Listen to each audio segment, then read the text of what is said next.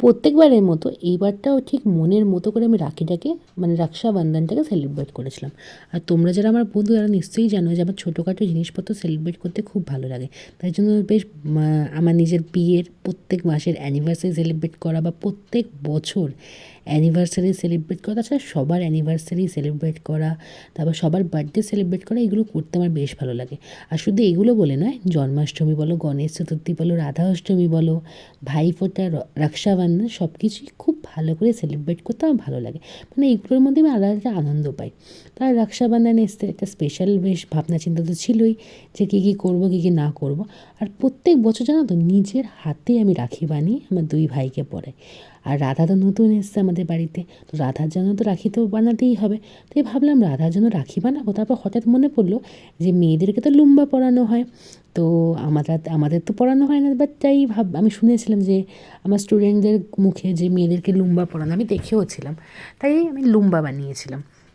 দিয়ে ভাবলাম যখন আমি দুই ভাইকে বাঁধছি, তার সাথে সাথে আমার রাধারানীকেও তো বাঁধা উচিত।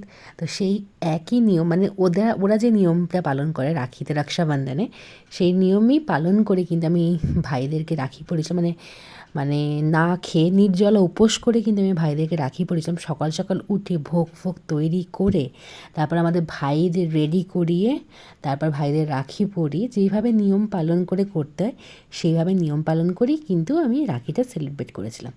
তো ভাবলাম এই সুন্দর মুহূর্তটা আমার নিজের ফ্রেমবন্দি করেও রাখি এবং এই সুন্দর মুহূর্তটা তোমাদের সাথে শেয়ারও করি। আমার যেমন শেয়ার করতে বেশ ভালো লাগছে, আর তোমাদেরকেও আশা করছি দেখতে খুব ভালো লাগবে।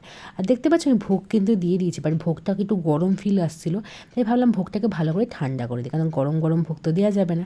তো চলো এবার ভোগের মধ্যে আমি কী কী বানিয়েছিলাম সেটা তোমাদের সাথে শেয়ার করা যাক। তো ভোগের মধ্যে ছিল খিচুড়ি, যেহেতু শনিবার, আমি শনিবার খিচুড়ি ভোগ তো দিয়েই থাকি, তাই ভাবলাম যে ভোগের মধ্যে খিচুড়ির সাথে আরও কিছু বানিয়ে নিই। দেখতে পাচ্ছ সবার জন্য প্লেট আলাদা আলাদা করা রয়েছে, আর আমার ভাই রাধারানীদের জন্য আলাদা একটা প্লেট করা আছে।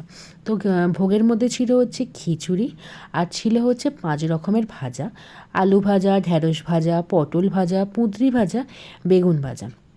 আর করেছিলাম হচ্ছে পায়েস ছিল, আর মিষ্টি ছিল। মিষ্টির পাত্রটা আমি এখানে মানে নোট করে মানে রাখতে ভুলে গেছি।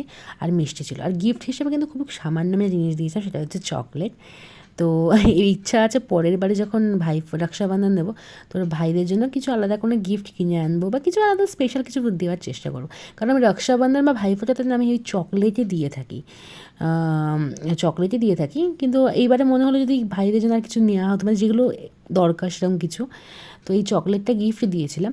তারপর আমার একটা স্বভাব আছে, মানে জন্মাষ্টমী হোক বা রাধা অষ্টমী হোক, গণেশ চতুর্থী, তাছাড়া এমনি আমি রোজ যখন পুজো দিই, আমি নিজের হাতে আমি আমার গোপালকে, রাধাকে, মানে সব ঠাকুরদের ভোগ আমি খাইয়ে দিই।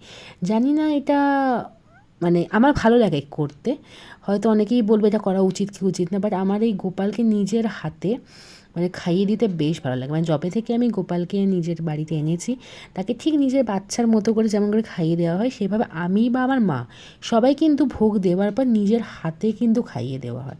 তো যখন গরম খাবার হয়, ওই পাখাতেও আছে, পাখাতে ঠান্ডা করে করে করে করে তারপর আমরা ভোগটা কিন্তু সব ঠাকুরদের, মানে আগে শুধু গোপালকে করতাম, এখন গোপালের সাথে সাথে সবাইকেই শুরু করেছি। আর এটার মধ্যে না আলাদা একটা শান্তি বা ভালো লাগা আছে, তাই জন্য এটা আমি কন্টিনিউ করি। মানে যতই হোক আমি এটা কন্টিনিউ করি, মানে আমার যতই টাইম লাগুক। জন্মাষ্টমীতে আমরা 56 ভোগ করি, তবু 56 ভোগ আমি জানি যে অনেকটা টাইম লাগবে, তাও আমি 56 ভোগের টাইম নিয়ে নিয়ে নিয়ে নিয়ে কিন্তু আমি আস্তে আস্তে সবাইকে খাইয়ে দিই। তো যে নিয়ম পালন করে করতে হয় সেই নিয়ম পালন করেই করি।